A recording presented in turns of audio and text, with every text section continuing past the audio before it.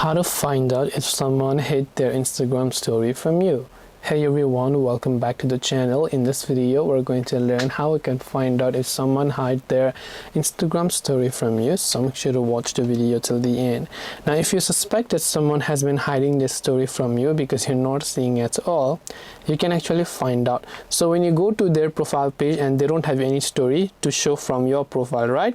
If you have a dummy account that you follow them, try to view the story from there and just see if you can see their story. Otherwise, what you can do is you can ask your friends or other people who follow that person to see if they have uploaded a story, and if they can see the story and you can't see the story, then that definitely means that they have blocked stories to be viewed from you. So you can try creating a dummy account or ask any of the followers that they follow that person, then you should be able to find it out in that way. So I hope that the video helped you. If you have got any questions, feel free to leave them down below. Thank you for watching and see you in the next video.